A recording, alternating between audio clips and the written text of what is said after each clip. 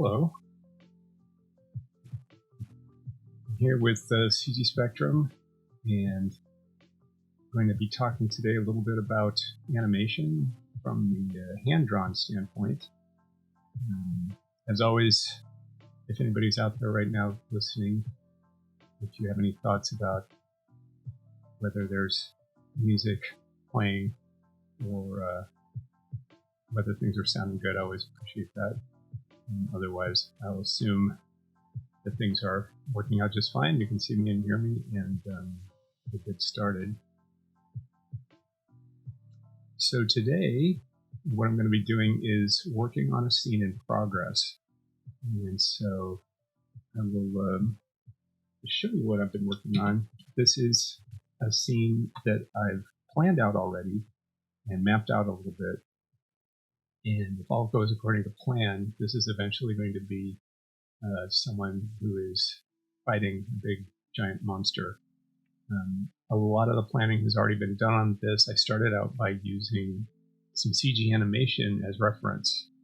Actually, to be perfectly honest, I pulled this reference from a film in which a character is doing something like this. So I started out with that, did some thumbnails, and then use that as a basis to do some CG animation and work out some of the action. It all still technically counts as reference in my book, and so the animation is only as good as the animator. Otherwise, you're just copying something. And so what I'm going to do today is I've roughed out the action in very, very basic forms on a plane that is actually moving, the ground plane that's moving. And I'm going to go in and start cleaning up, doing a tie-down pass and adding some more detail to this. It's still going to be pretty rough, but after today's pass, depending on how far I get, then I'll be able to go in and start laying down some serious character. So again, what you're looking at is just kind of a rough pass. I didn't pay too much attention to anatomy. I didn't worry a lot about whether or not this character is on model. To be honest, I don't have an exact model for this. I draw this character all the time. I draw female characters all the time, so I'm using stock proportions. So next time I will provide some of that pre-production stuff that I did. But today I'm just going to do some drawing. And I'm using Toon Boom. I'm using bitmaps to draw with. And I'm going to, like I said, start putting it on models slowly but surely. But the first place that I like to start is with my keys. And everyone, whoever animated, knows that you should be doing that as well. You want to start out with your keys. In Toon Boom, if I zoom in on this a little bit more tightly, you'll see that my best drawings are my keys, and then everything else in between is a little more rough. And that's because I don't really care so much about the things that happen between my keys. I don't even care about the details. On this pass, all I'm worried about is getting the motion down. And as I was playing this before, maybe you can see the motion's already, it's getting there. There's some motion, you can tell what the character's doing. It isn't technically animation, in my opinion, yet. Right now, like I said, I'm kind of copying the reference I used. So I'll start out by just cleaning up these drawings using the keys, which are marked in red on the timeline in Toon Boom. If you look down here in the timeline, and just kind of going for it. I've already mapped out the action, and so I'm going to then use those keys and just go straight ahead one after another and start making nicer drawings. So start out with this.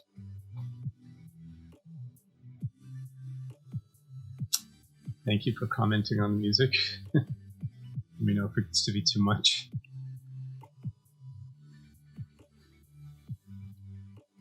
All right. So, as I said, I'm going to continue to draw loosely, but just make some decisions about this character and just loosen things up just a little bit and put it a little bit more in model, and then follow that through for the rest of the character. This drawing in particular isn't really all that bad. It's about as much detail as I want to put into the whole thing, but I'll put in a few more details. I'm not worried about the hair at all. That's going to be secondary animation, meaning I'll do it second. I'm only vaguely worried about things like the face and the direction of the eyes. I've plotted the direction of the eyes, and so I'm not too concerned about that. She's got a weapon in her hand. I'm going to draw that in and spend a little more time with that on this pass. It's there, but I didn't give it a lot of attention. So yeah, so those are the basics of this character. And now I'm going to go through and flesh this out a little bit more on subsequent drawings. And like I said, just go straight ahead and kind of enjoy the process. Now here's a situation where not much is changing, and so I have a couple options. I can turn on onion skinning and compare this drawing to the last one, and in doing so, then I can see what I need to trace off and what I can leave alone. So in this case, the only thing that's really moving is the arms. So I'm just going to leave everything else as it is for now and concentrate on drawing the arms just a little bit differently than they already were to begin with. I'm just filling in a little bit more detail than before.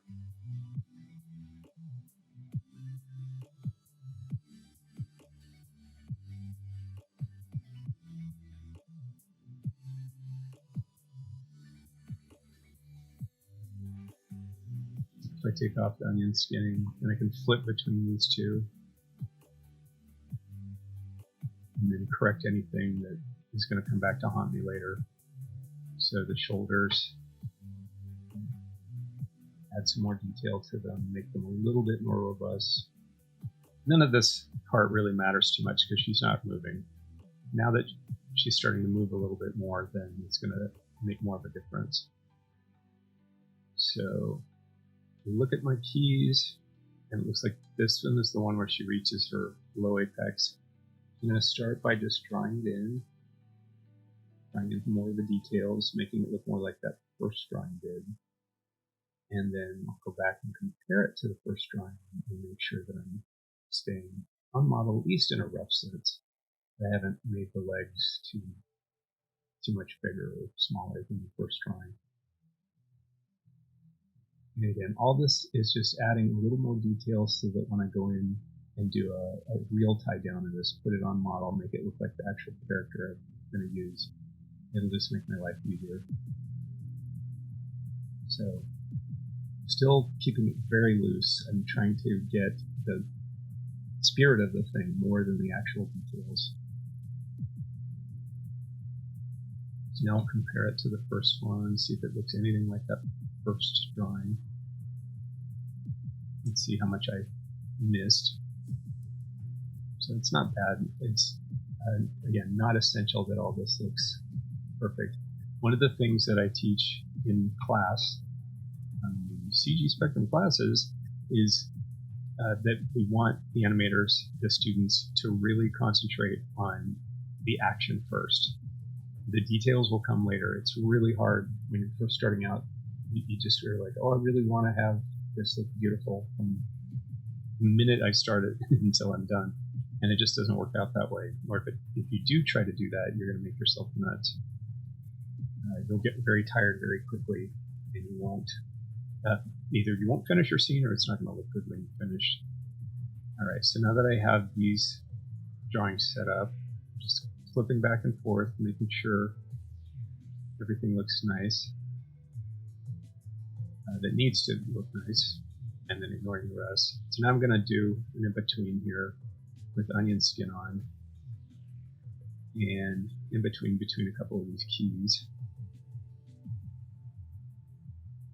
with the goal, again, of fleshing it out a little bit more, just making it look a little bit nicer, so that when I go back and clean it up, it's going to be easier to clean up.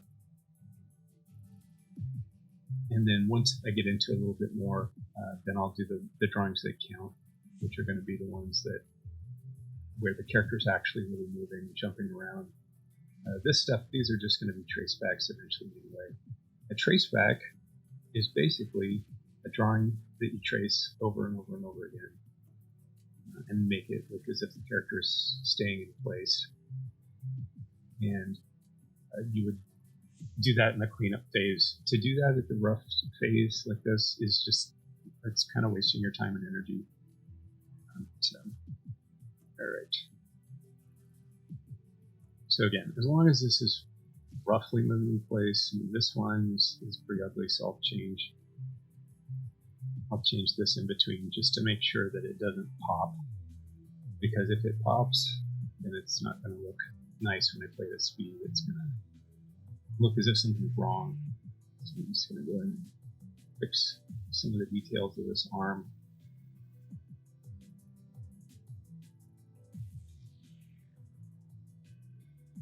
And again, the idea here is rough, keeping it, it seems like a neighbor's dog.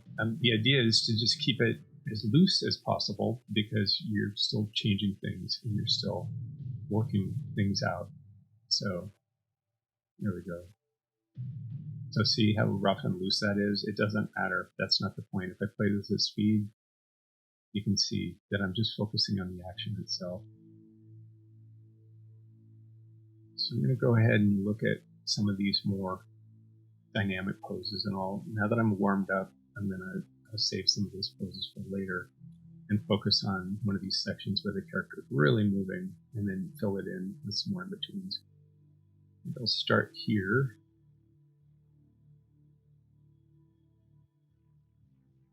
And just tie this drawing down just a little bit more. And then again, follow that through with the rest of the character. In this particular bit of business, ideally, if you could draw 100% all the time, then that would be awesome. But it just doesn't work out that way. In the olden days of 2D, meaning back when Disney was in full swing originally, and then when it had its revivals in the 90s, and any other times, and there's revivals at various periods. But whenever they had whole working studio animation 2D going, then they would have assistants, and it would be an assistant's job to go in and assist the animator, make the animators look really good. And if you're lucky, then you'll have an assistant. If you're not lucky, then you have to do it all yourself. And definitely when I'm doing work like this, which is purely for fun and just sort of to exercise my abilities, then I'm going to have to do all the assistant work myself. So it's going to take a while, and that's at the heart of 2D animation. It's all a very long process, and you really have to love it. You have to love drawing, and you have to be fairly good at drawing too. When I was working at Disney, my skills were rather higher than they are now because I haven't worked at Disney for several years. And being in a studio environment like that was excellent for inspiring you to be as good as you could and learn from the other artists who were brilliant, who worked there. And that was one of the main benefits of working at the studio, was getting to be surrounded by all this great art and all these fantastic artists. And I cannot stress it enough. If you get a chance to work there, you're lucky. It's a great learning ground, a great place to learn on the job. This is probably the way to put it. But short of that, you can learn from CG Spectrum. We teach you how to do everything that I'm doing here, and give you the opportunity to do any sort of work that you want to as far as animation. We set you up with assignments, but eventually say, all right, knock yourself out and try your hand at some of this stuff. So again, these are not supposed to be exact replicas.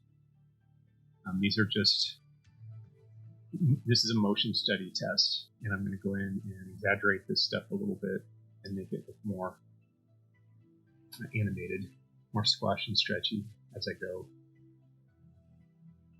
But right now I'm just laying it in as roughly as I can.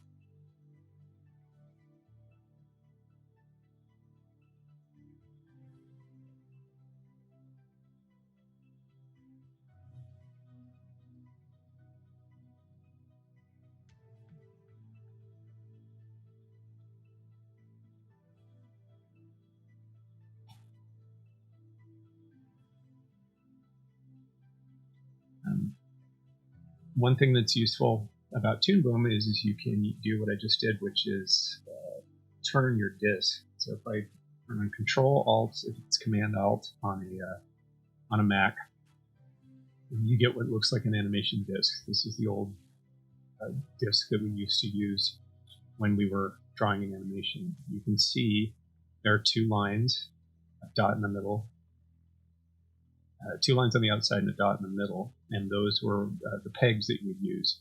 So you'd place paper onto the disk using pegged paper that was cut for you with two slots and a hole in the center, and that would get it so you could line your page up right in the middle and keep everything registered properly.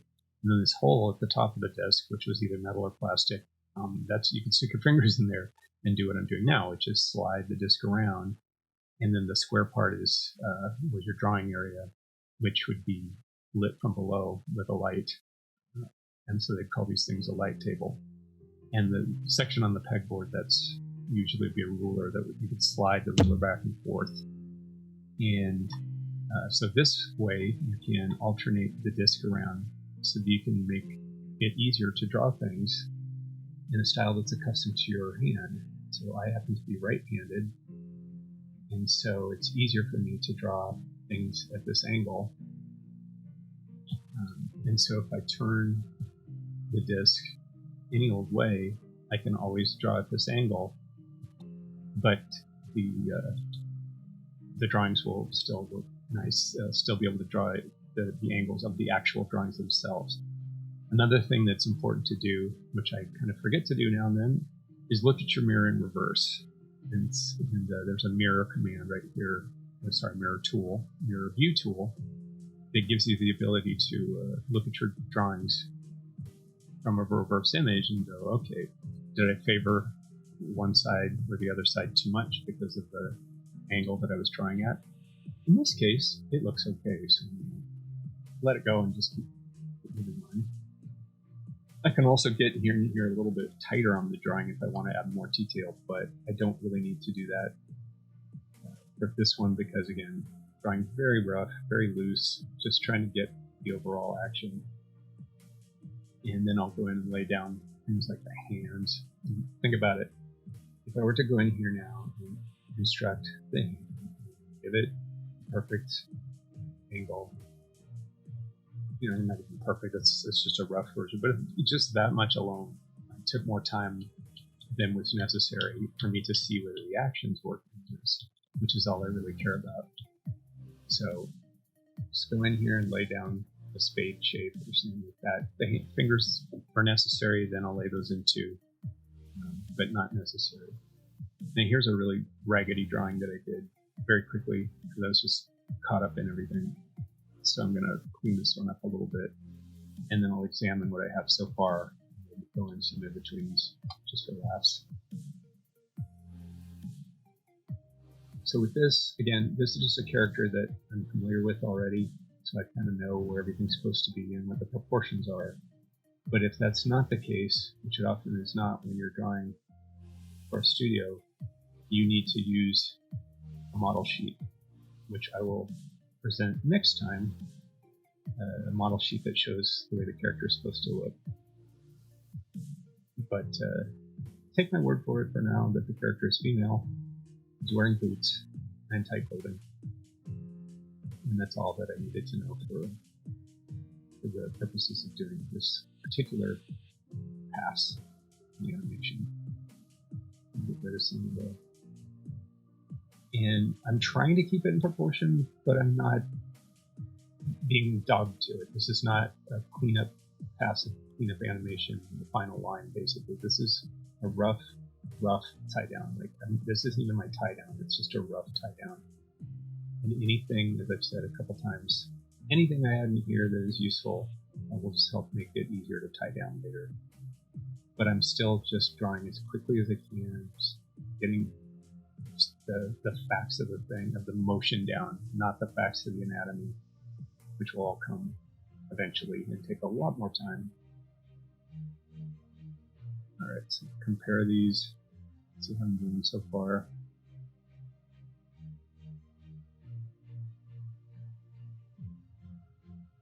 So clean up just this one more. That one's kind of an important one.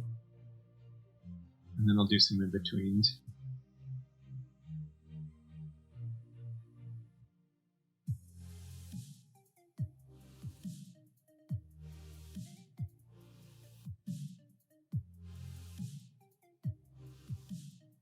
Now, something I might want to do here, because the character isn't moving that much, is I'll just cut and paste the bottom part of the character and shrink it down a little bit since the character is moving. Copy and paste. So just copy and paste the bottom part and paste it. 11. And then by doing that, then I can save myself a little bit of time if everything lines up nicely. Now, here we go. Toon Boom's been kind of cranky this morning, I've noticed, or this afternoon. So I'm going to just resize this a little bit.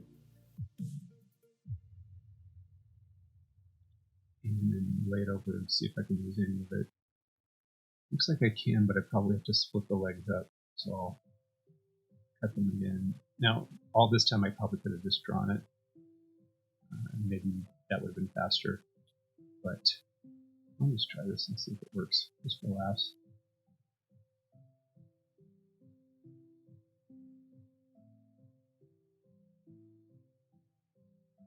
So at the least, this is going to make it a little bit more cohesive. So if I flip between the two, you can see that the legs didn't move very much. So I'll go ahead and clean that up. It was worth doing it this time. It isn't always. Sometimes it's best to just go in and draw something like a bullet and not be lazy and don't try to save time. But when something is not moving, like the legs in this case, they're locked to the ground. It's just going to make it look better even at this rough stage. So it didn't take too long to do that. So to lay them in wasn't a big deal. But I still want to compare and make sure that everything looks all right.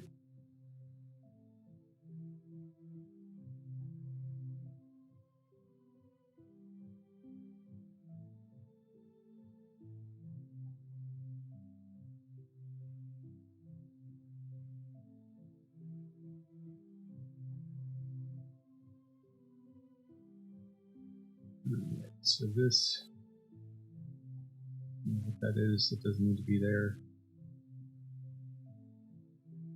It should be here. And then I'll just roughen the hand a little bit.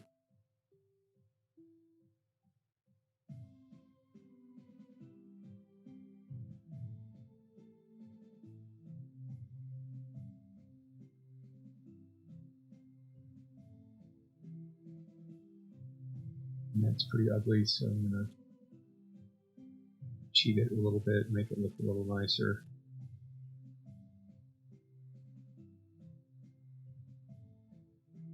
And that's something that I'm doing at this phase too, is I'm focusing a little bit more on making nicer drawings. Still not giving it the all yet.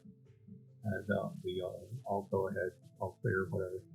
I'm still drawing really rough, as I keep saying, but I also don't want it to be too ugly because then I can't really use the drawing, or it won't be in between when I play it at speed.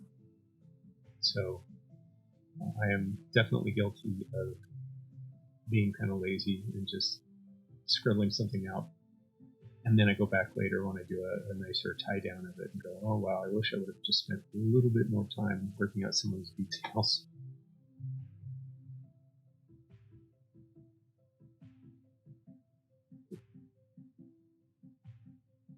So yeah, I'll work on this part another time. It's not that interesting. But this part now, I think I have enough that I can go in and make some determinations about in-betweens and things like that. So I'm just going to do this section. It's more fun. So start with the in-between, which is a favor. This second key. So I'll turn on onion skin and do it that way. Just make sure I can see both of them. And based on that, I'll determine whether or not I want to cut and paste anything, or if I just want to draw anything.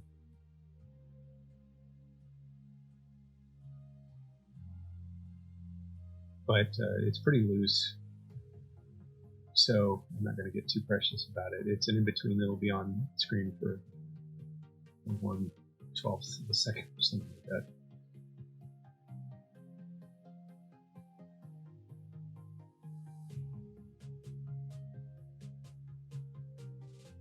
Feet. Also, too, I could turn the onion skins down a little bit if I just go into Windows, Onion Skin, and then I've got an onion skin tool here, and it's like that red and green that's really loud. It's kind of hard for me to see my drawings. Also, too, I could change the colors. They're currently red and green.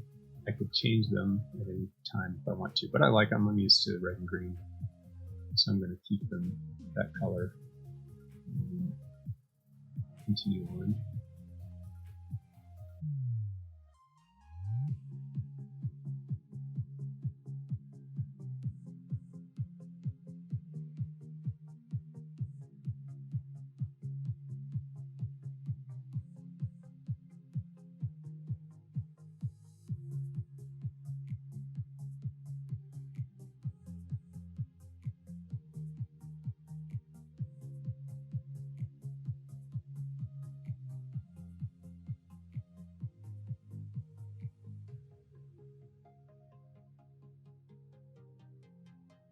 And then at a certain point, I will always just turn off the onion skinning because in the end, it has to work as a drawing.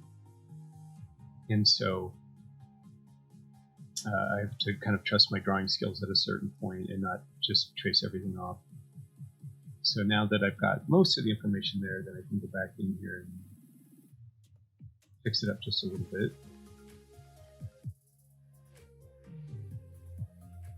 Frankly, I could have left it really sloppy like that and it wouldn't have mattered. If you look at old Warner Brothers cartoons, some of the drawings are really kind of nasty. They're not really very well fleshed out, and you couldn't tell because the animation motion was so strong and the entertainment value of the scene was strong, so people forgave them for that.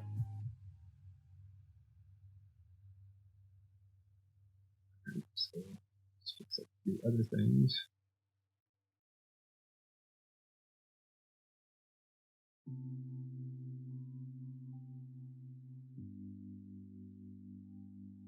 It's kind of an awkward, twisted pose, and again, it won't be on the screen very long. What I'll do sometimes if I'm doing this much more seriously is I would look back at my original reference and compare it to that. And I'll bring that next time and compare what it is that I'm actually, what I started with to what this is going to end up looking like. So you can see more of the process of where it came from and where it will end up going eventually. But for today, I'm just going to have fun and draw.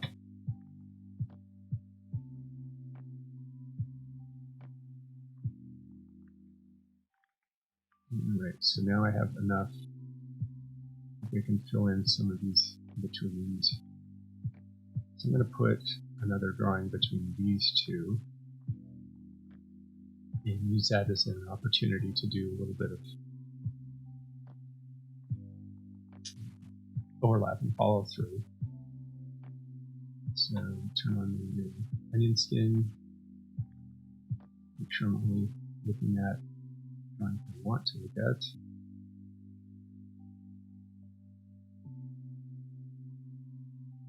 And then we overlap that hand and give it a little bit of exaggeration because it comes down pretty fast.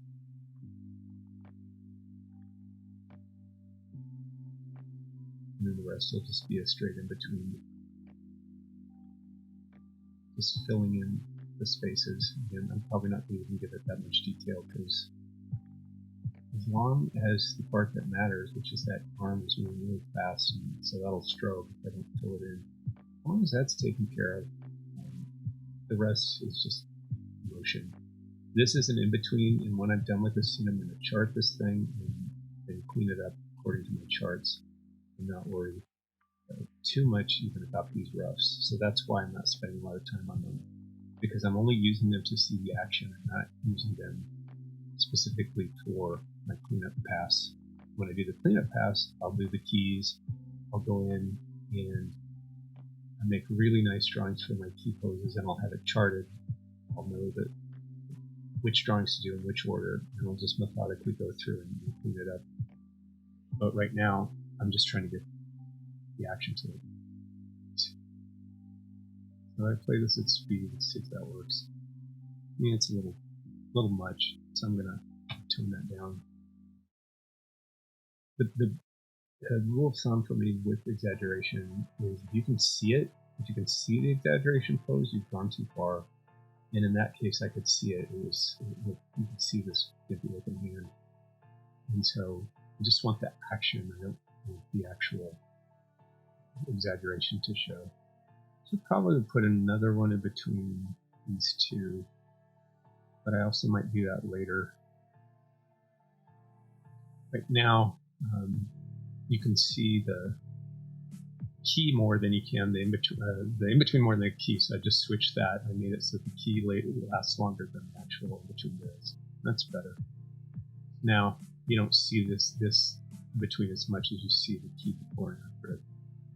Okay, so moving right along, I've got a big gap in between here and here, so I'm going to flesh that out a lot more. So look at the motion, what's happening. It's just really fast stuff, so I can probably just in between this. So I'm just going to start by creating an in between here, and then I'll in between that further. So there's the first one I'll do.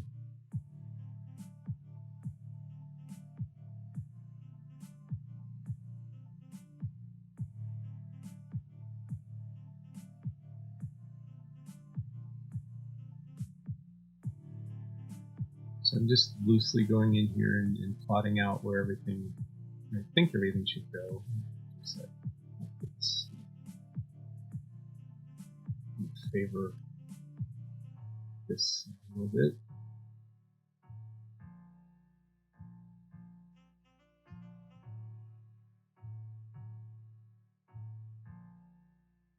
But this is moving really, really quickly, so it almost doesn't matter how much detail I put in here, as long as the motion comes through. And then the character is on a plane. There's a camera move that I've animated to, and so the character's feet are gradually moving back in space and changing. I really set myself up for a nightmare with this scene, but I wanted to do something that was a challenge, and that would look, I think, it would look cool when it's done. So, character's got a stick in its hand, in her hand. Haven't quite decided whether or not I want it to be a sword, which would be a lot of extra lines. I'm thinking I'm just going to use it like a martial arts kind of stick. Turn off onion skin, see if I have enough information that I can just fill in the rest.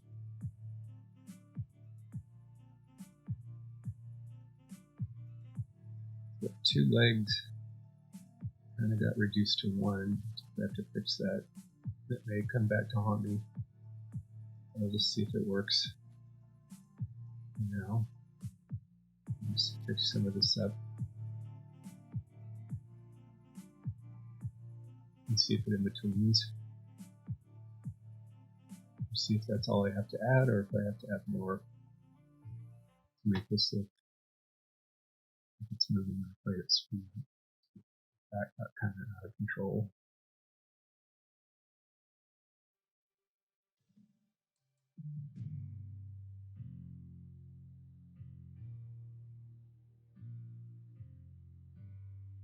What we used to say when we were working was you would like to be able to draw something while it's moving.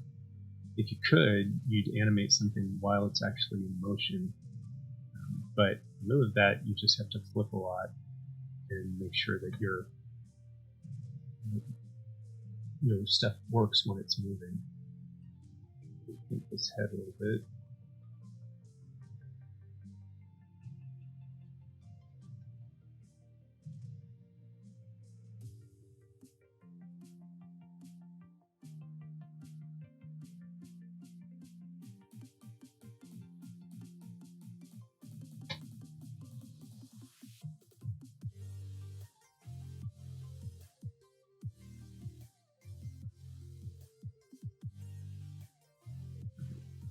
So now that I've done that one, I'm going to do another one in between those and flesh this out even more.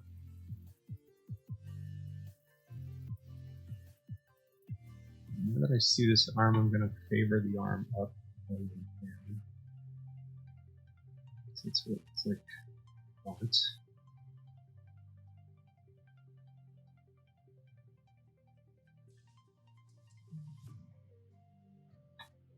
A little more favor towards this arm.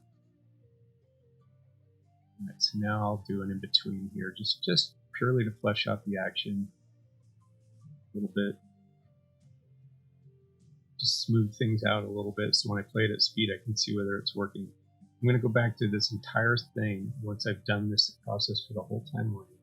I'll go through the whole thing and make some decisions. So is it moving fast enough or slow enough? Is there some exaggeration I could add? And that's why I'm drawing like this. I'm drawing really rough because I'm not finished making decisions about the animation yet. And if I were to go through and make calls and say, okay, well, this is exactly how this character should look on this frame, and spend all that time drawing it and then go, ooh, it's just too slow. Then just think of how much time and energy I spent and didn't even end up with something that I could use.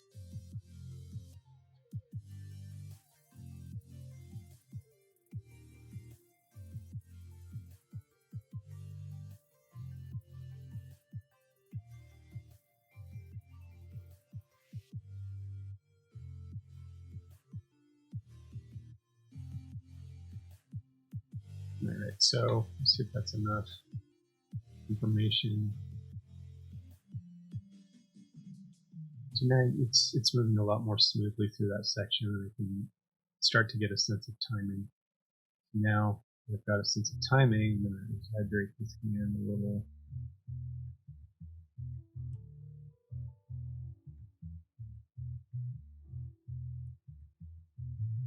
Because it's moving so fast, I can get away with exaggerating a little bit more.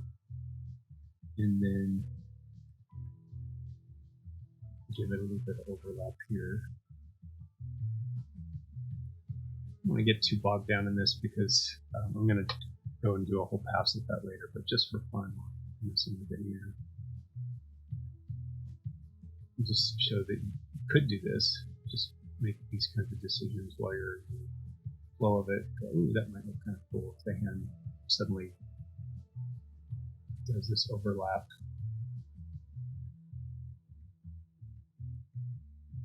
And then gradually comes back up into the pose.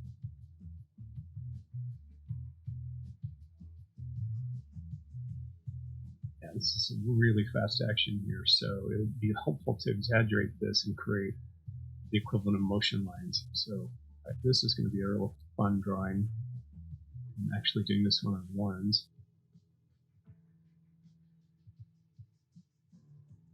Definitely need onion skin for this.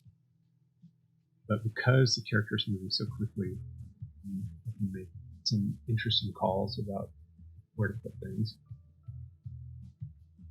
And see if those instincts are right, or if I have to go back and rethink it a little bit. So, it reaches from all the way over on one side to the other. It's going to be interesting. So probably go under, lead with the elbow. So there's the arc of the elbow. One's here, one's here. So probably want to give it an arc. Put the elbow down here. And then the hand It's like this, but I want to exaggerate it, make it kind of crazy to imply there's a lot of motion going on. The arm is moving really quickly. You don't want those circles, part of it in between. Just use those for constructing. And then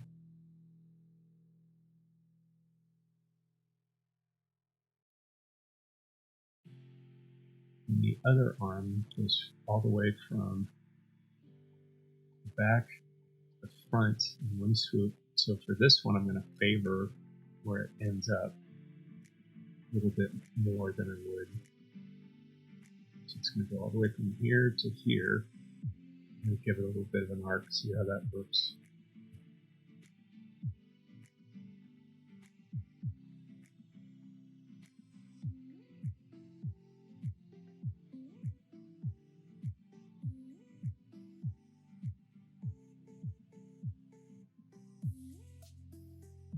And then turn off the onion skinning and see how it looks when I flip it. And the danger with this is that we've got a hand here and a hand here. And then they switch places, and then you've got this here and this here. It's really difficult to do that transition because of persistence of vision. Your eye thinks that this X is the same as this. So when you flip something really quickly, it's like, oh, well, no, that's the same arm, but it isn't. She's actually turned around. So I have to favor one side or the other and make a distinction between the two so that it doesn't look like it's in between properly. That junk. So favoring is one way you could do it. You could do motion blur lines or something. We'll see how it looks when I play it at speed, if it means anything, any help. First, I'll make the drawing a little bit nicer.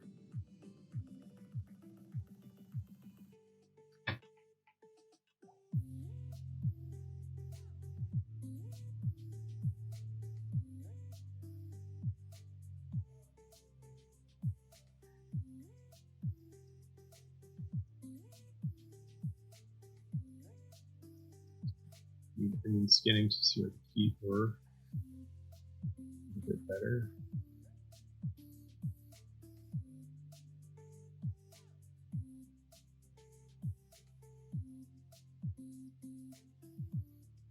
Clean it up. My art teacher used to yell at me and say, "What are all those extra lines for that you don't need?" Well, I'm just trying different things. And he says, "Well, try it more specifically. Don't just scribble to scribble." But I think that was different when we were doing fine art. It's a little different when you're doing animation. As long as you feel like the scribbles that you're contributing them are for a purpose, then maybe it's not such a bad thing to scribble around a little bit. But to just randomly scribble something, it doesn't help. It doesn't improve your understanding what's going on with the character. Yeah, I can get it. I can see that being something that an art teacher would chide you for. I'm going to define this hand just a little bit better. Make a choice what I might do with this hand when I go back and clean it all up, make it look nice.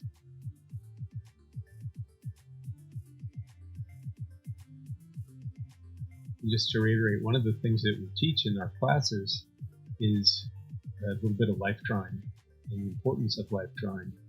And it's certainly something that I should keep up much more than I do. And if I did, I probably would it would be easier to animate certain things because I'm a little bit out of practice with my life drawing. And it's just something that you should keep up forever. If you love drawing, you've got to draw the real thing. And stylized character copying, that only gets you so far. I always tell my students that the people who came up with the stylized look, specifically for things like anime and other things that people love, they started by being able to draw from real life, and the stylization came second. It didn't start with stylization, and then when you become a better artist that way, it actually goes into the reverse. So you want to make sure and have good drawing chops if you want to draw hand animation.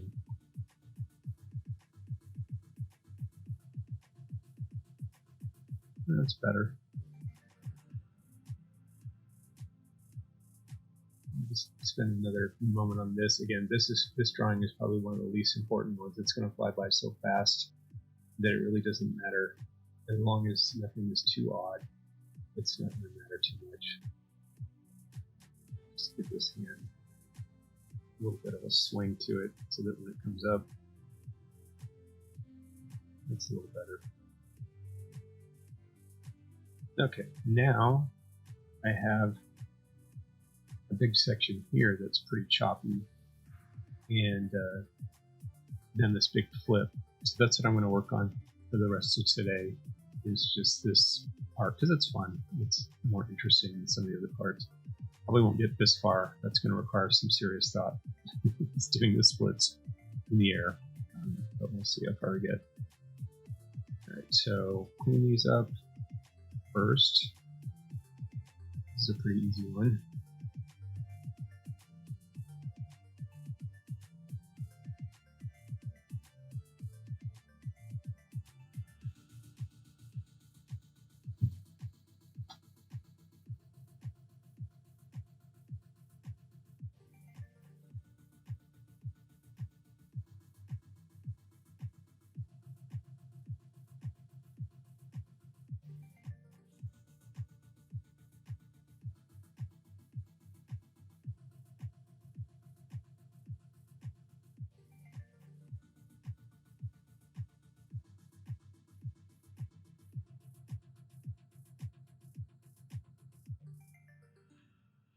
People sometimes ask me what my influences were and what got me into animation, and obviously Disney, Warner Brothers, Bugs Bunny, that sort of thing. But the thing that really made the difference for me, two things. First was Ralph Bakshi's Wizards. When I was a kid, my brother and I were dropped off to see that. Probably shouldn't have been as little kids. It's probably not the best film to drop your little kids off to, but we were ready for it. We loved it, which was Walt Disney, but with a bit of an edge, and a little more sci-fi, and a mixture of sci-fi and fantasy. And so that was one thing. And then the one that really capped it for me was Don Bluth and the games in the 80s that he created, Space Ace Dragon's Lair, where they created these kind of campy, a little bit, well, very tongue-in-cheek versions of tropes that had been used a lot. You know, the superhero character, but he's kind of a dimwit, and then his girlfriend's not really that thrilled with him. The first one, Dragon's Lair, they were very stereotypical. That the knight was kind of dumb, and then the princess was very alluring, shall we say. But it was all knowing. It was all tongue-in-cheek and fun, and I really liked that. I really enjoyed that there's something kind of smart about the fact that these characters they're making fun of them, even though you're actually right there with them. It's an adventure story, and dragons and monsters and quests, and you have to go find all these different clues and artifacts and things. Anyway, but it was done with this tongue-in-cheek attitude, which I really liked. I thought there was something different about that, and I still haven't seen it done that all that often. It's not full-on satire. It's not like Adult Swim or anything where it's really, really satirical and making fun of things, but it's tongue-in-cheek, affectionate parody. So you mentioned Warner Brothers and Disney. What are the differences in animation between 72 Mickey Mouse and Bugs Bunny? Nice question, Dorado. Well, Disney, they were concentrating more on the animation and the art of it, and Warner Brothers was more, let's just get it and try to be funny. And so with Bugs Bunny cartoons, it's not so much about the art, it's more about the gags. Whereas with Disney cartoons, their goal was to do beautiful animation and create something that was going to last and had a innovation. They always tried to do something new with each cartoon that they did. In Bugs Bunny cartoons, they ended up doing things new all the time, but they were kind of in service of, well, how much further can you take a gag? And if you want to see the origins of a lot of the exaggeration that you see nowadays, you need to look no further than Tex Avery and Bob Clampett, who pushed things as far as you could inhumanly push them in cartoon form and created the exaggeration style that is still being used today, because you can't really take it any further than that anyway. Whereas Disney, they wouldn't generally go that far. They didn't want to go so far that the characters started looking grotesque, whereas Warner Brothers, they did. And then the same with Tom and Jerry and Woody Woodpecker and some of the other cartoon characters that were around at the time, is they were trying to be funny first and foremost, those ones, and they weren't so much about the art of animation necessarily. Whereas Disney was all about how can we make beautiful, innovative, new animated films. That also make money, but they weren't necessarily in it solely for just making people howl and laugh, but also these were beautiful works of art that they were trying to accomplish. And then the difference too is comes down to who the audiences were for. So Disney stuff was generally skewed a little younger and for family audiences, and Bugs Bunny stuff was definitely for a more adult audience. If you look at them today, you can kind of wonder at some of the gags and how, and a lot of them have been censored, but they were definitely made for more adult audiences. And then I think that's the case with Tom and Jerry and Woody Woodpecker too, is they weren't what they ended up being, which is fodder for children. They originally were supposed to play in front of feature films that everybody would go and see. And so the whole family would be there and everybody would have something to laugh at. Theory, anyway.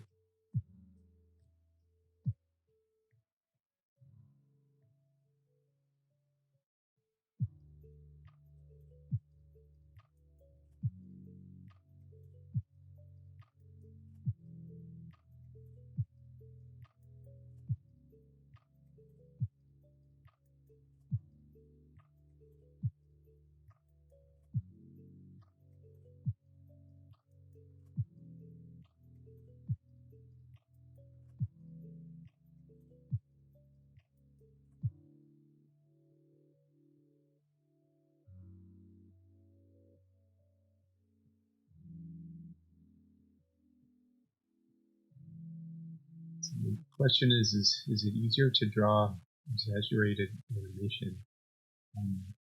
Well, in theory, if I wanted to, I could draw this character very exaggerated and it would be a lot easier, but it probably wouldn't look as solid. And so drawing exaggerated characters is a slippery slope. What they found out with Warner Brothers cartoons early on was they had to be short. And even Mickey Mouse cartoons with Pluto and Mickey running around chasing everybody, is you had to keep them short and to the point. You couldn't watch it for very long. And even now I still feel that that's the case. I haven't seen anybody do anything that was really over the top exaggerated that they could sustain it for any length of time, because people just get kind of sick of it. It doesn't hold up. So it's probably easier to draw exaggerated cartoon actions, but they don't end up being drawn animation that people are as intrigued by. And that's what I'm kind of trying to do with this piece, is I want it to be loose and animated and not look too sterile, but at the same time I want to add some exaggeration to it at some point and make it look a little bit looser and more animated. than it currently is. But that probably won't happen too much today. Right now, like I said, I'm just getting the roughs, making sure that it's going to look fairly clean when I play it at speed.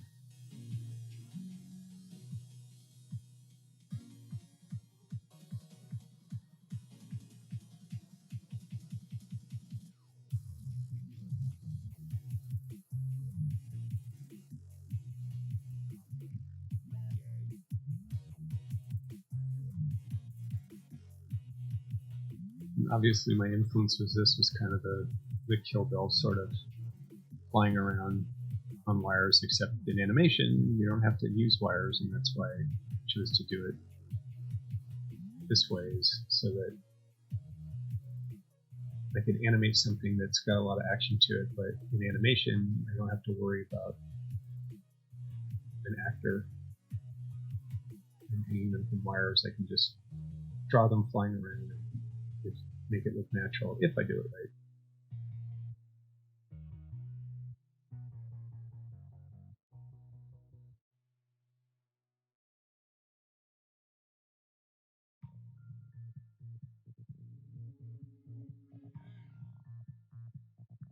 Alright, I'm going to go ahead and call this one a breakdown, and then move back a couple frames and do another drawing in between this one and this one, because that's a pretty wide space between that action.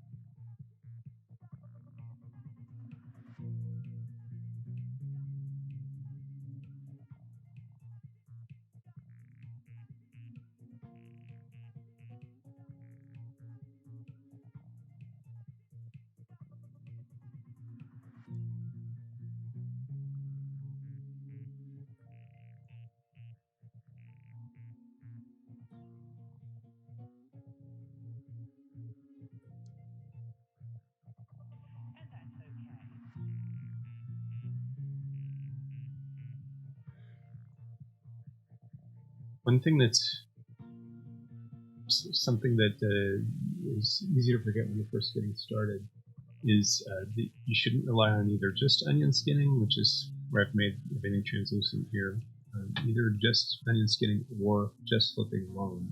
You should always be using a combination of the two, and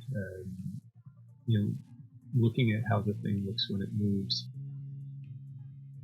But a little bit of onion skinning, a little bit of back and forth, and just constantly looking at the two in comparison.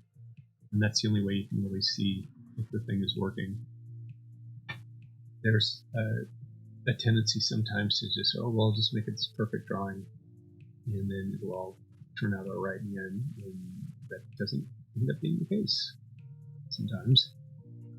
And especially if you're going straight ahead and you're making all these perfect drawings, and then you get to the end and you realize the whole thing has changed shape or volume or mass. You have to constantly be looking at your work and comparing drawings and respecting what you know about animation and how to make things work with arcs and how to make things work with silhouettes and good design, good staging, his 12 principles. If you don't know what the 12 principles are, you want to be an animator, it's a really good time to check them out.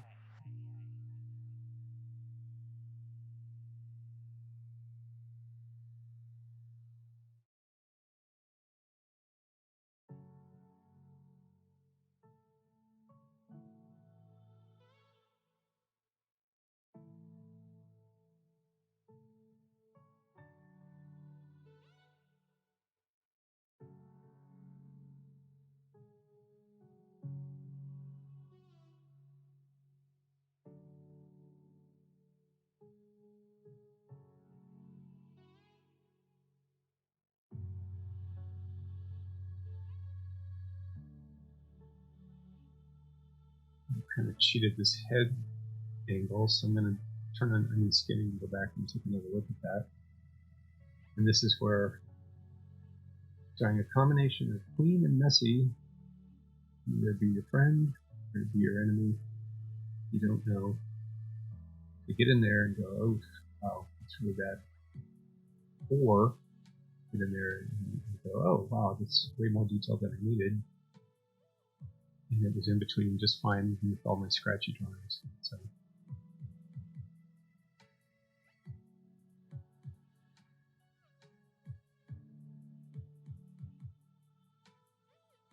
I'm going to go ahead and just play this at speed for a little bit because I haven't done that in a while. And start to see where I'm heading with this. The thing I can do is just play that section I've been working on for a while.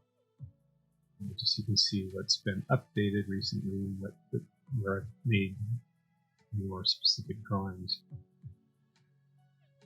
Started at 28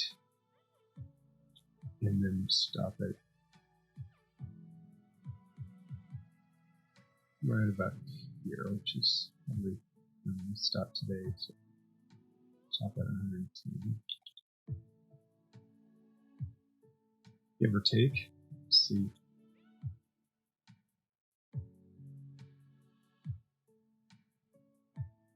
You can definitely see the overlap that I put on the hand now, which wasn't there before, and that's in the nature of the exaggeration that I would add to this, that I'll continue to add to this as I take it away from just being, oh, I just got the motion, and now I want to start making a little more animation, like more interesting from the animation standpoint, and including exaggeration.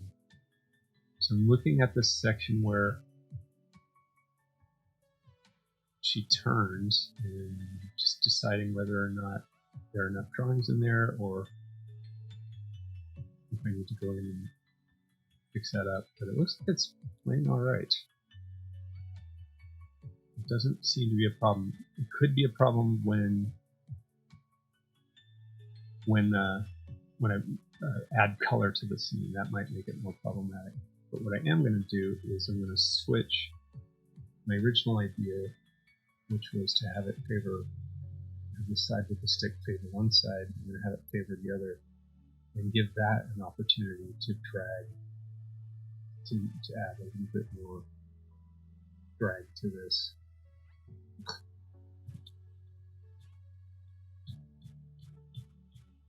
Zoom in to this a little bit more specifically, because it looked like it wanted to favor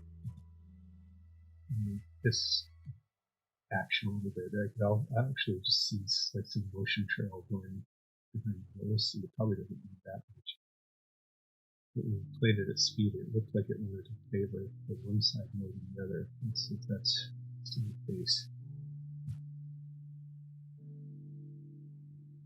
That might be a little bit nicer when you play it at speed. Yeah, that works pretty well. And I can keep track of some of this stuff when I'm going in and when I add things like the hair, because my goal is to have this character have long hair that's going to be flopping around, which is going to, again, a whole nother job in and of itself. So eventually I'll get to that, but I can start by making decisions about this, like, oh, well, that's some overlap. Well, that's going to tell me where I'm going to eventually put the hair. And some decide things like that. Okay, so I've got this section here now. I'll start with the easiest drawing. That one's probably the easiest one to figure out what's going on with the anatomy. Again, I used reference for this, which I then translated into CG reference that I animated. And then now I'm going through and making some determination, putting it a little bit more on model, not completely, but a little bit more on model than I did before, so that when I go in and do a tie down pass, really put it on model, have any doubts where things are supposed to go, I can just knock it out. And in this, it's not playing to camera very well, And so I'm going to fix it up and make it a little bit easier to read. I think because it was reference, then by using what I know about animation, I can fix some things and make it easier to read. Whereas the original reference that I used wasn't very helpful. So it looks like both hands are on the same ground, so I'm going to cheat a little bit and put one of the hands further apart just to make it easier drawing. It's a pretty weird angle. So when I go back and clean this up, I'll probably spend a little more time making this even more anatomically interesting and not so bizarre.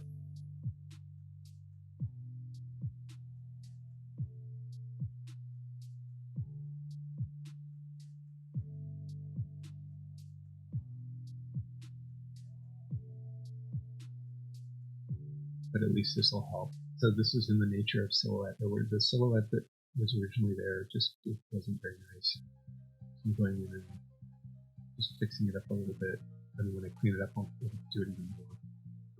And I know that's going to end up looking funky if I don't stretch this leg out a little bit, give it some more exaggeration.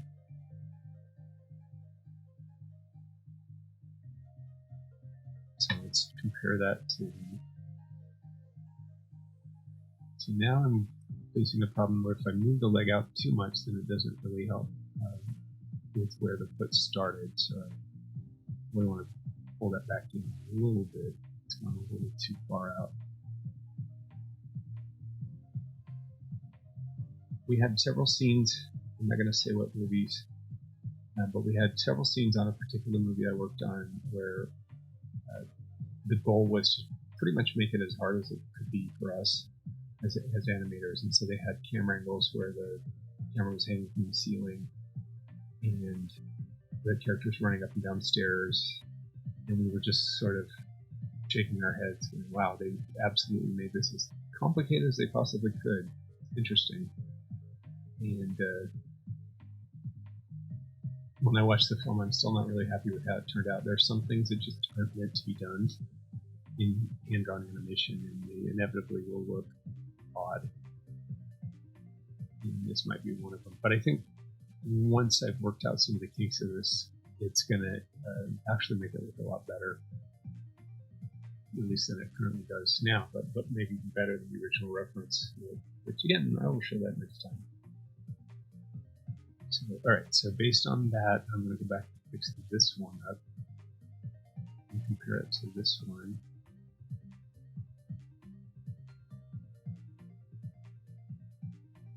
So whereas before this leg was just locked here, I'm going to push it out a little bit.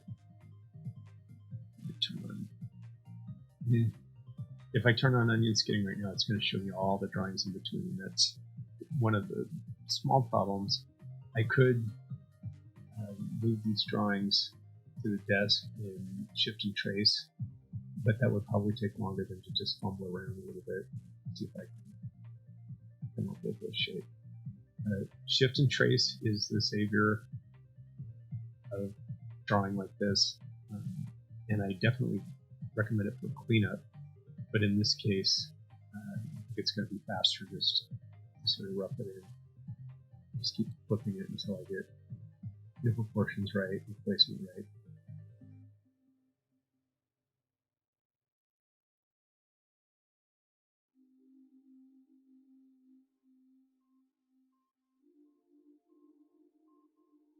Well, I wanted something challenging. I definitely got it. And this is definitely a challenging pose and challenging action. But I chose it knowing that because it's moving so fast that it's forgiving. And so if you're ever trying to figure out, well, what do I want to do for a scene, if you do something that's moving quickly and has lots of flips or turns or twists or something, and your drawings, each one of them will be a little more unique. If you're doing something that's more of a slow acting scene, then you're going to be drawing the same thing over and over and over. You may or may not want to do that. It just depends on what you're interested in drawing and how much time and energy you have.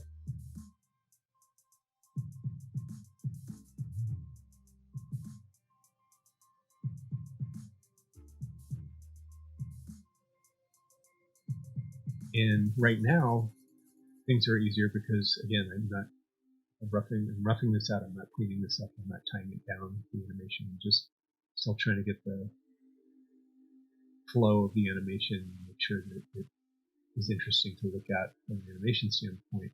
When I go to clean this up, that's when some of these choices I'm making now will come back to either haunt me or I'll be grateful, because I have to use a single line to make all of these drawings work.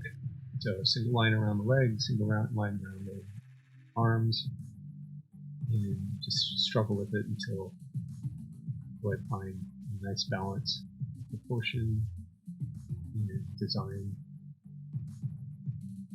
But right now, none of that matters. Now, or it doesn't matter that much, at least. Now, all I'm concentrating on is does it move nicely. So I'm going to fix this up a little bit and go off the original and make it a little more interesting angle visually, because it just won't read if I do it the way it's set up. So if I do something like this, it's going to be a lot better and look a lot better when it's animated. That still may not be enough, but it's better than it was. That collapsed leg, it just wasn't going to work.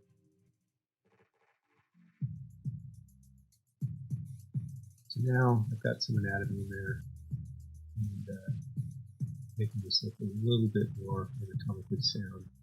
And again, that'll make it so much easier when I go back and clean it up. And again, this is why rough drawings and not clean it up really tightly.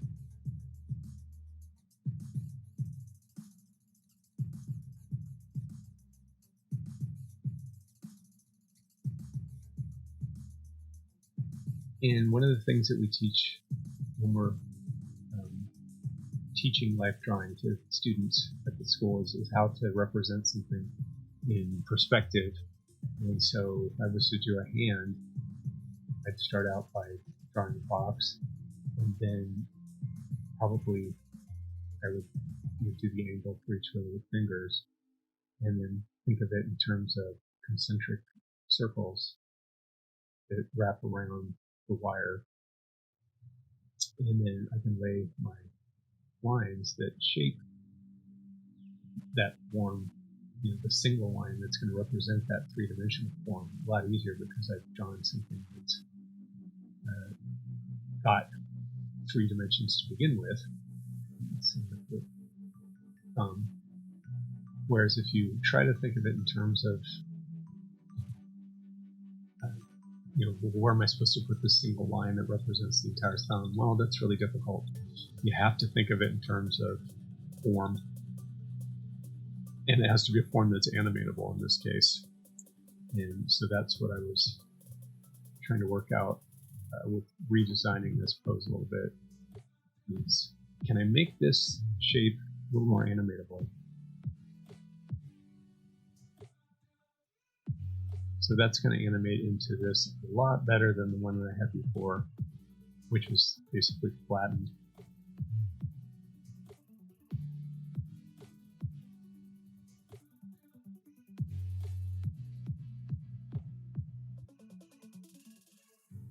Alright, so now I'm going to try an in-between this. I may continue to change this one up a little bit. It's not completely worked out. I'll shut the arm first. But I probably have enough information there just to see if this is going to work, or if I have to further figure out what to do with this leg. But I'm going to try it in between it now, and then if it's working, then I can move on. If not, then I'll try something else. Alright, so I'll do this one next.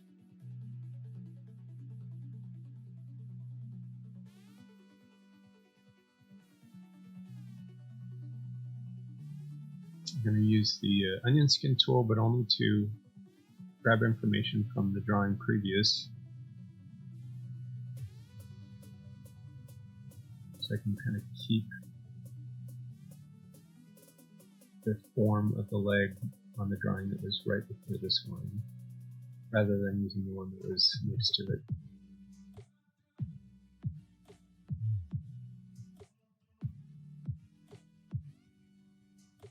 So that's all I needed. So I'm a little thick, I'll fix that in a minute. And fortunately for the rest of this drawing, I get to kind of wing it, which is always fun.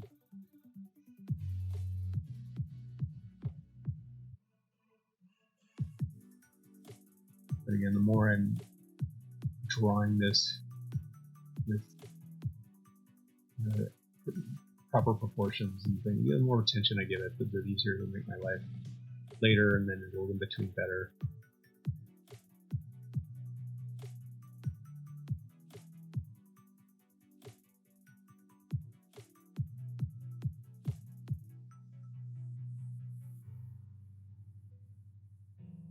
What we did a lot when we were drawing on paper was we would draw and then we'd erase. The line that we'd originally drawn would be there, and we could use that as a starting point. And so sometimes when I'm drawing digitally, I leave a little bit behind so that I know where I first tried it, and it's like, oh, I tried that, didn't quite work. But at least there's a remnant of that line still available, so I can have some idea where to place it. Don't have to start from scratch.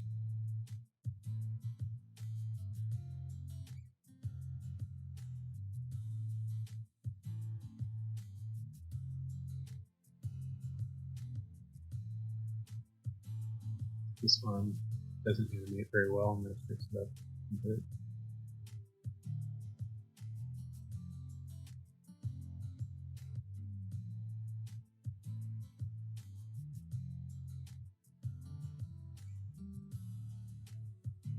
There's some of the junk I didn't get rid of before.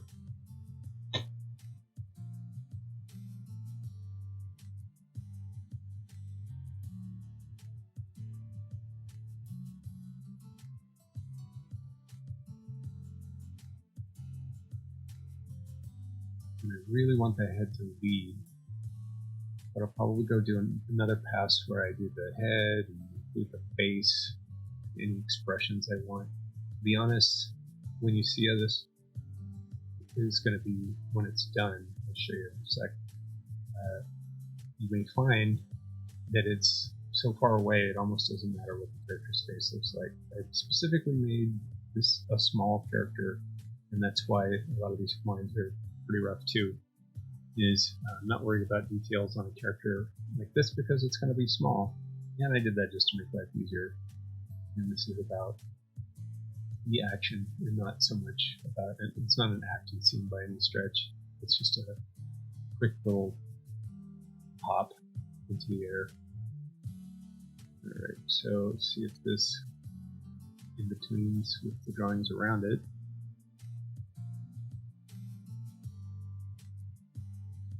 Not bad. Could be better, but it's not bad.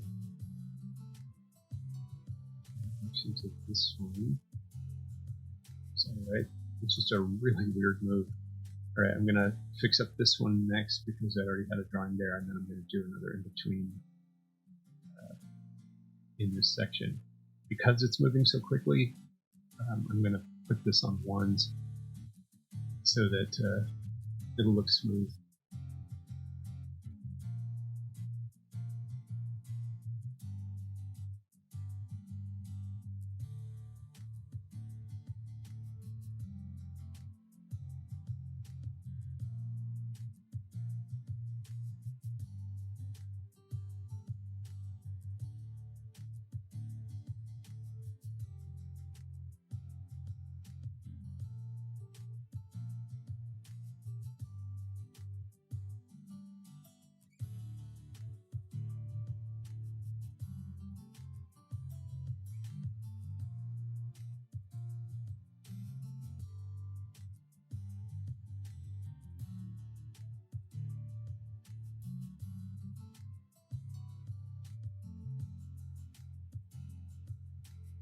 It's about as much as I can get from the original sloppy rough I did.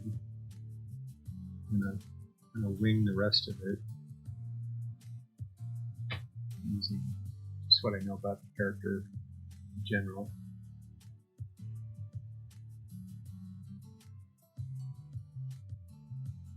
And then go back and flip it back and forth and make sure that it in-betweens.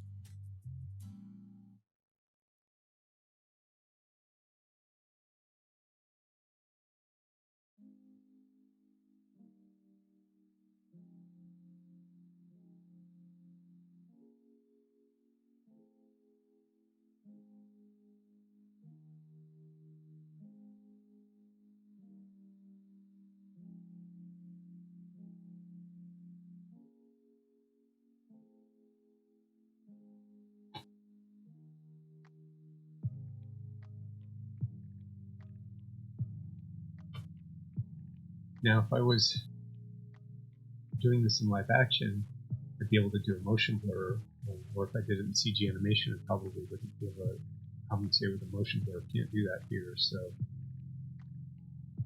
I'm going to get creative and figure out how to do this in between.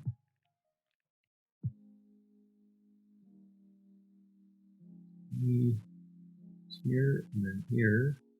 So the knee's going to have to be somewhere in here. There's the leg this way. And foreshorten. Really put the leg all the way up to here and still it'll look good in between. Left that in and see, flip it a little bit and see if that's making any sense. And play at speed. Not bad. I'll probably go rethink a bunch of this stuff eventually, but at least now it's reading better than it originally did, where it just was all collapsed in on itself. So I'll go ahead and clean all this up a little bit more.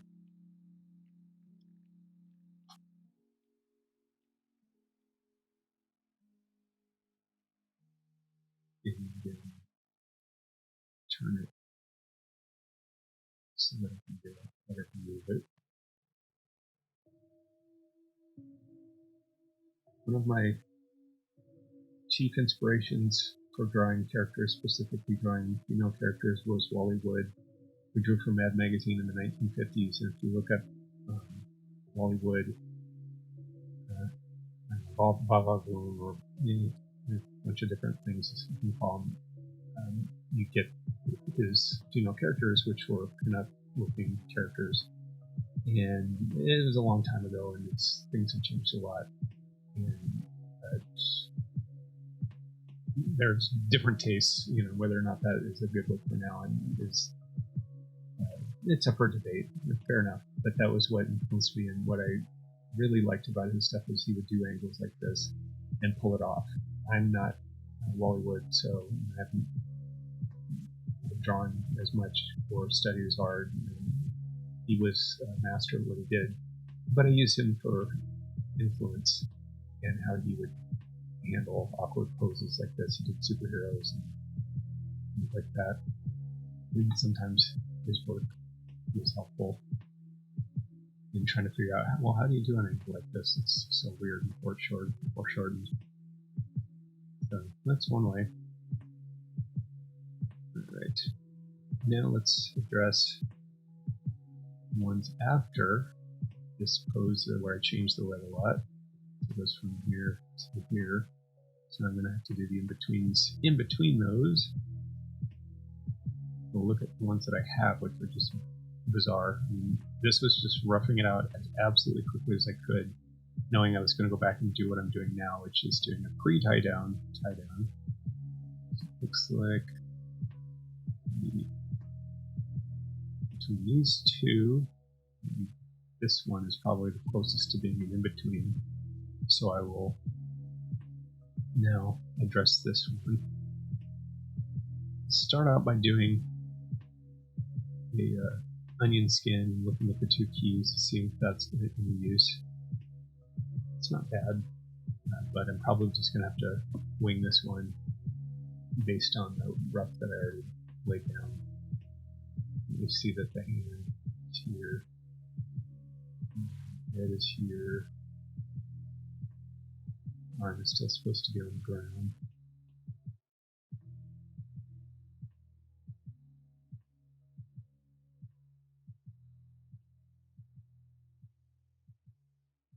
I'm just going to flip these. So this one will actually be a lot more help to me than the one before.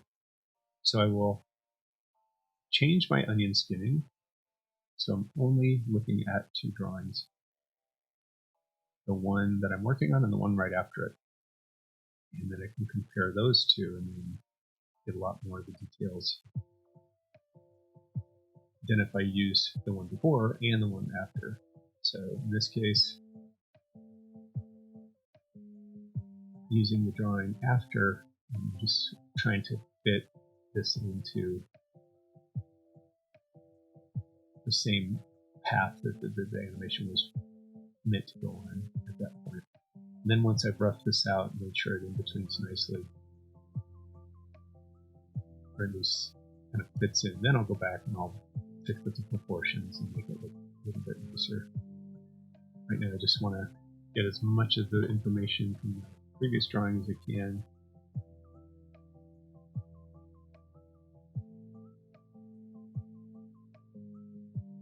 So I can concentrate on making this drawing a little bit nicer with this weird angle.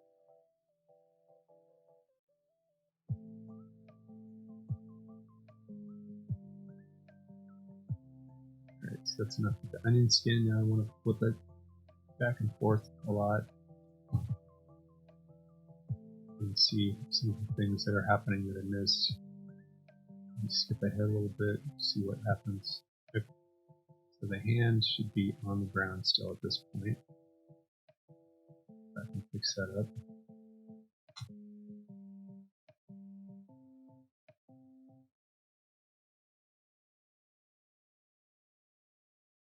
And again, I really set myself up for this by having the ground plane moving. That really complicates things to have the ground plane moving. And then I've got a ground grid down there, but it isn't. It's just a reference point. It's not really helping out all that much. So if you're going to really do this, you probably have a three-dimensional ground plane. You always know where your character's feet are, and you don't have to guess at all. That's a little bit better. Yeah.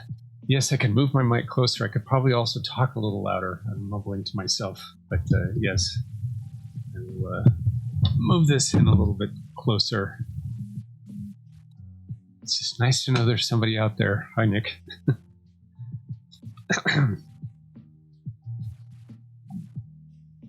All right, so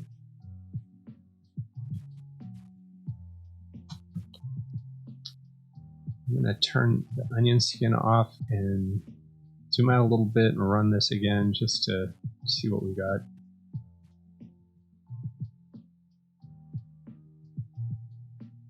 So it looks like that leg that I'm fixing up is it's going to work. I just need to follow it through with all these other in-betweens that were from the previous version where the leg was really foreshortened. And so try doing that one next. Just make sure that this one's working.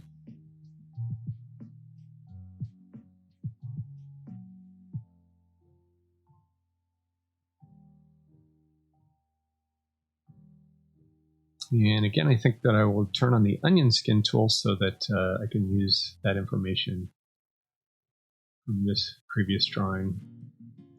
And then I'll go back in and I'll make this a little more sound. But again, the point is not to make beautiful, fully rendered drawings because I'm still at the stage of just roughing this out and trying to figure out if the flow of it's working. So little things like, ooh, that leg was definitely not working. The foreshortening was not looking as nice as it could have. So I went and changed that. If I had already gone in and laid down these beautiful, nice, fully rendered drawings, then it would have cost me a lot of time. So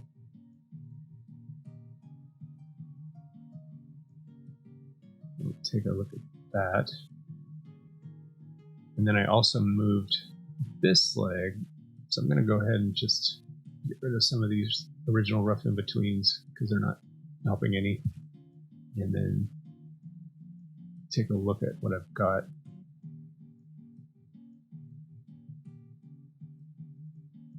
So it looks like this one, I'm going to in-between a little better now that I've gotten rid of the rough in between.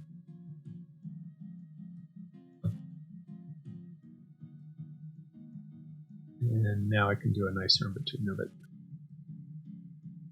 So again, this is the foot before, this is the foot after, doing a nice arc, and I can just plot where everything should be based on that.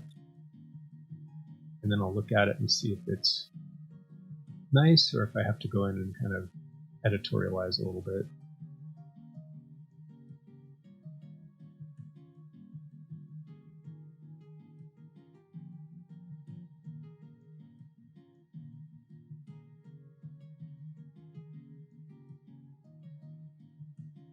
Alright, so we'll see if that is where the leg wants to be.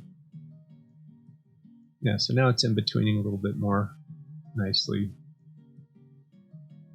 And if I go in and fill in the other in-betweens, it should look a little more smooth. So I'm going to go ahead now and clean this up just a little bit, not too much, because I can still see some things I'm going to want to change when I go back and do a nicer tie down of this. But at least I have enough information to see if the motion is working, which is all I'm doing on this pass. Just making sure that the motion's a little more tied down than it was originally. For obvious reasons, you can see on some of these looser drawings, it's just that's not what I wanted to do. So I'm going back and fixing some of that up. So I'm going to get rid of this one too, because it's messing things up. I'm just going to go back and read between that one eventually anyway. So now you can see that it's a little bit better. If I go back and turn on onion skin, that I can make it even better still.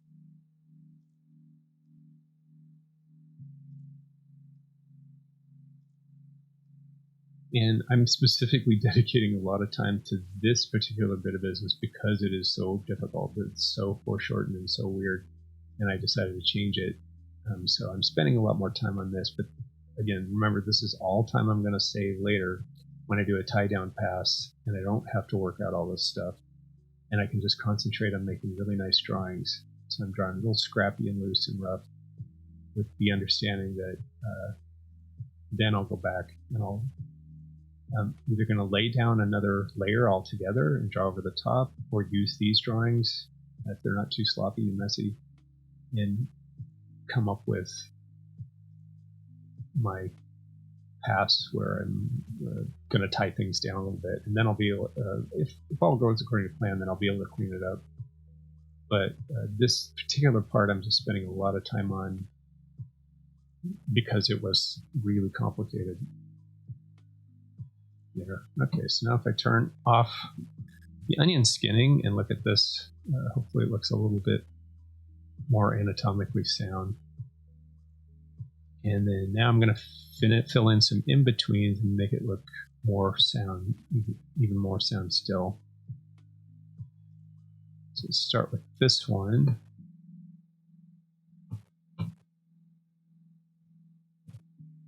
And what I'll end up doing probably is making this whole section on ones, because this character is moving a lot through here.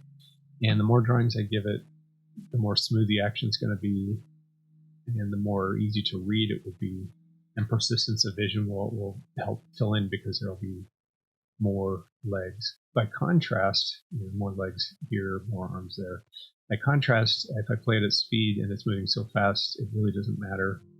Then that's an option as well. But I'm going to err on the side of too many drawings just for fun, and see what happens if I fill in a lot more drawings.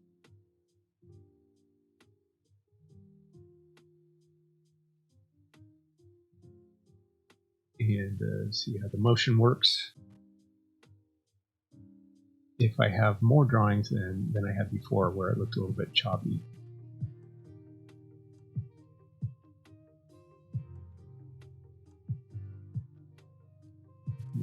head, track the head.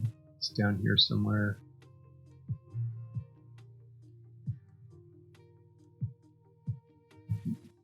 And then once I've tracked everything, by its arc, and then I can go in and start making some choices about the anatomy and trying to make it a little bit better drawing. It's not the most beautiful thing you ever saw. And this is how I would do the cleanup pass too, is I would make sure that I've addressed all the arcs and make sure that everything is going to have a nice arc on it, because arcs make or break your animation. You're either an arc person or you're not, and people can tell right away when you look at your animation if you understand arcs and if you understand how to use them, and if you don't.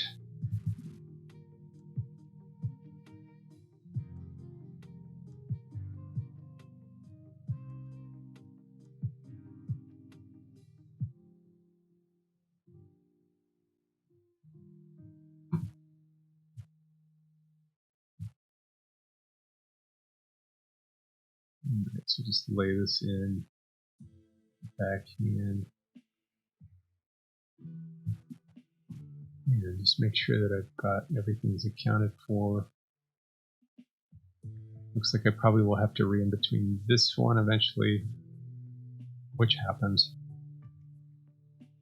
based on some of the choices of how I want the hands to look, but I'm just going to go ahead and finish this one off first. So now I've got this really gnarly looking rough, but at least the arcs were all there, and now I can make some choices about where things are supposed to go and make it a little bit nicer. It looks like a monster.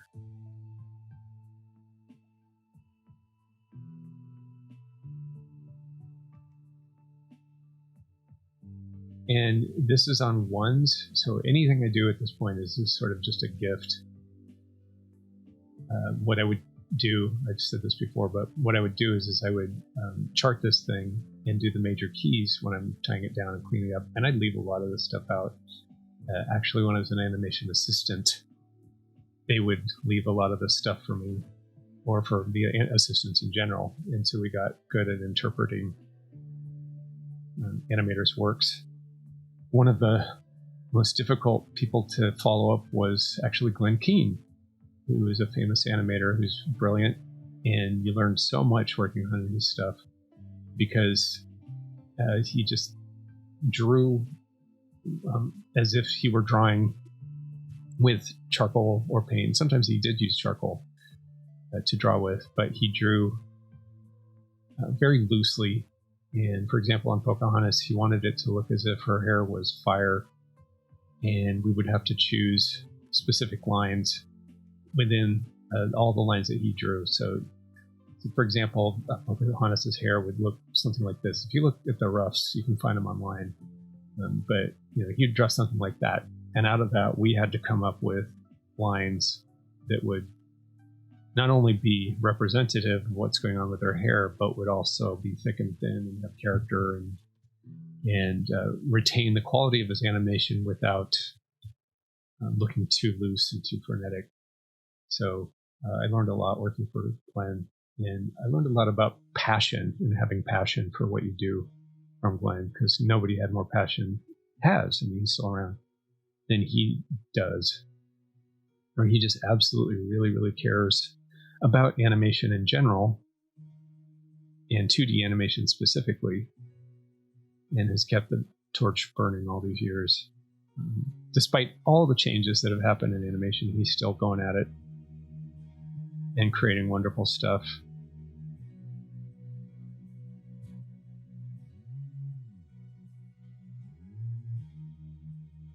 All right, so it's getting a little more clean. Again, it's not by itself a very nice drawing. It's just there as a motion placeholder. So we look at keys that came before and after, and just make sure that this is working nicely. for what it is, which is a very foreshortened leg.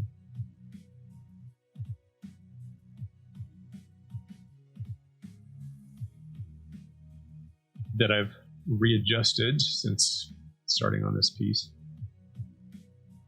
And then based on that, I'm going to go back and fix up the in-between next to it because it's now looking a little bit wonky.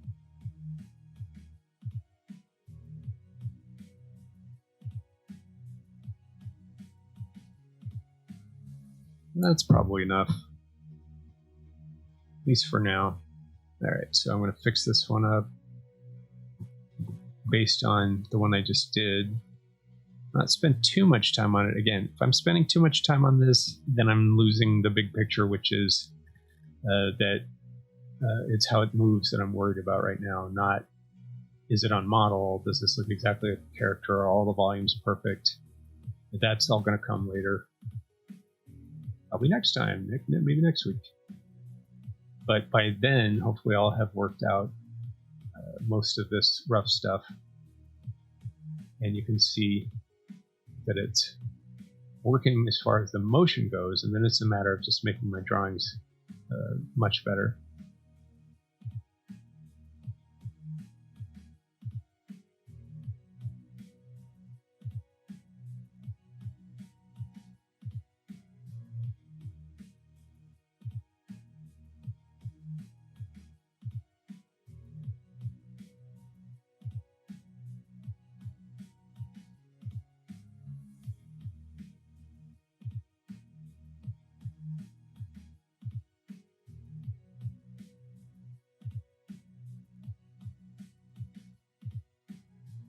Leg looks alright. It's mostly just the body that changed because I did this new in-between. So now it's going to in-between a lot better. Finish it.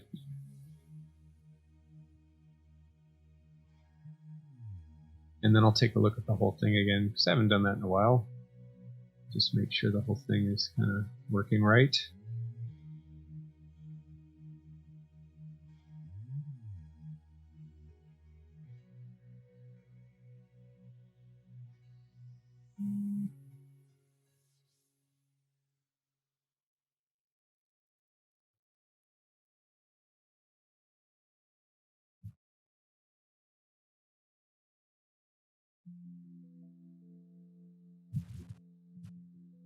Make sure I know where the head's supposed to be. It's somewhere in here.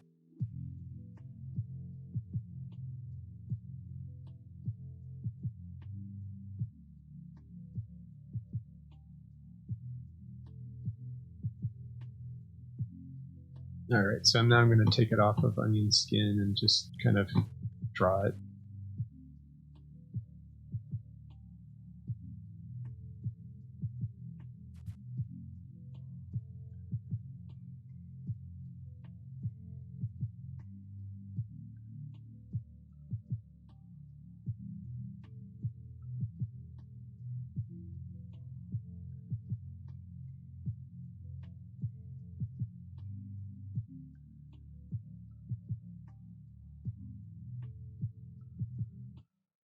And once again, I've picked the most difficult part of the scene just for fun, just to show some of the challenges that you could come up against.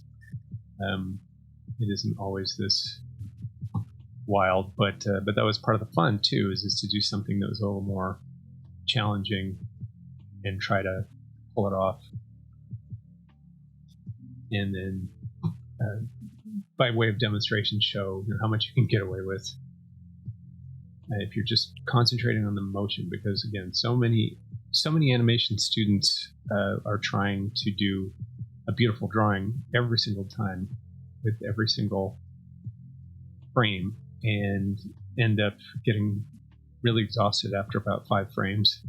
And I just learned a long time ago I was actually taught a long time ago to focus on making my drawings really loose and really trying to capture the essence of the action and not worry so much about whether or not I'm making beautiful drawings. And as you can see, these are far from being beautiful drawings, but they're showing off the action. So now if I play this, you can at least kind of start to see what I was trying to get at with the action. It certainly reads a lot better than it did before. I'll just draw that some structure lines in here just so that it makes it easier to track. Again, persistence of vision, your eyes looking for things that are similar so that you can say, oh, that's supposed to be the same thing. So I'll go back in and I'll clean some of that stuff up again, but I want to see how it's playing right now. So as you can see, all that stuff is just one section of a much bigger scene. And so if I went and made every single one of those drawings beautiful, then I would have spent a lot of time on drawings that, I'm going to go back and redraw regardless when I go and clean it up. But at least now I'm starting to see the action of that leg better. And since we're coming to the end of our time together, my time here, I'll just leap ahead a little bit and show you what's going on. Is at the end, there's a beast that's in the scene with this character. And I've only just slightly put that in. The animation's already been roughed out, but I don't want to show it yet. But there's going to be a giant monster that is in the scene with this character. So I just scribbled it in just to show some of the proportions of it. But that's what is happening in the scene, is the character is actually going to be leapfrogging and fighting against this thing. And that's why she's so small, too. So that when this is done, that monster is going to be really big in the scene, and she's going to be small, and this dramatic placement of the proximity of these two characters, which will make her, hopefully she'll look like she's normal sized, and then the character will look like it's gigantor sized. And then depending on how much time I have to clean it up and polish it, and then maybe add a camera shake or something, which is really easy to do in Toon Boom. But this is the entirety of the scene in progress. That's how big that's how the framing will be. So you can see why I'm not too worried about the details on the character that I'm drawing. But now I can see that the leg is working a little bit better than it was before. Whereas before that leg was collapsed. I still need to go in there and fix it up a little bit, but you're able to see it better now. And I'll probably in between here and there a little bit better, and just keep smoothing it out a little because it's important. But then this is the next section I'm going to work on. There'll be a lot of exaggeration in this section, and it's going to be really fun to draw those poses. Was this one was fun, but it's a lot more challenging, but these are going to be fun. And then once I'm done with this entire roughed out pass where everything looks at about this level, then I'll go through and do a tie down pass and probably add the hair in the secondary animation.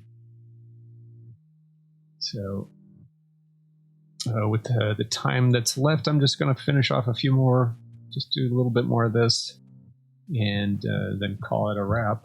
And then next time, a lot of this will be done, and you'll see that I'm starting to tie it down a little bit more, which is always fun. So I'm just going to pick another key and just clean this one up by making it a nicer drawing overall. Just start in with a nicer drawing from scratch. Because it's moving so much, the character is moving so much, all I have to really do is just tie this one down a little bit, make it a little nicer. It's not as related to the other drawings as the section that I was working on was. When I first drew this, the drawings that I was making originally that you're seeing, these really rough drawings, I literally was just doing a circle and then maybe a chest cavity and then maybe something for the spine, something for the leg. You can see that in my drawing. I was doing it just like that. That was all I wanted to get down originally because, again, I just wanted to get the motion and get the flow of it, the feel of it. And I wasn't trying to think at all about, well, is this a nicely designed character? If it isn't nicely designed, if I didn't already start with a nice design in the first place, then it might be too late to fix all that up anyway. But I started with a character that was nicely designed, at least in my humble opinion.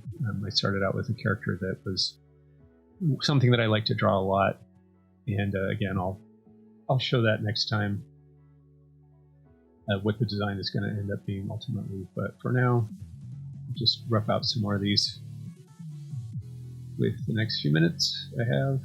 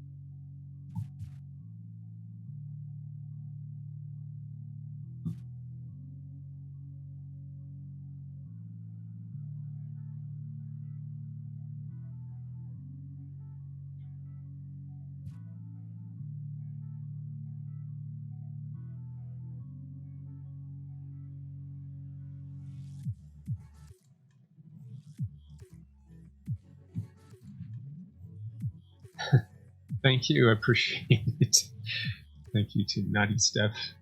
I appreciate it. Thanks for tuning in.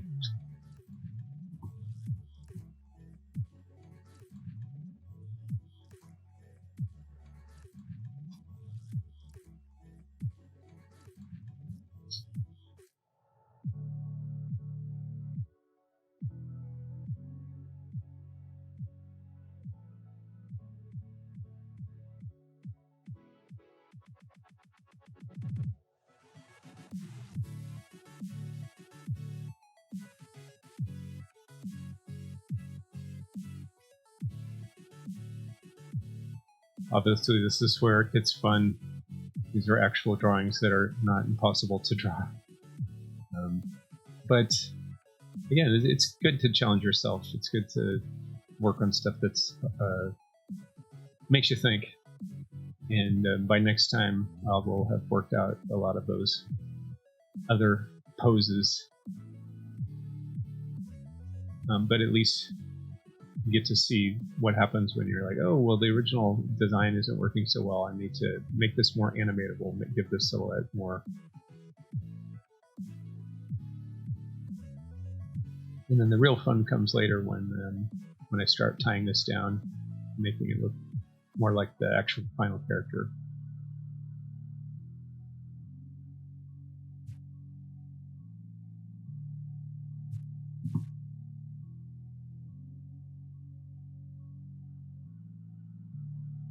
All right, we've got about 5 minutes left. I'm going to push it all the way to the end. Going to run this a couple more times just in case anybody is interested in seeing what the final results were one last time. At least the animation that I'm working with that I'll continue to work on probably for the next few weeks.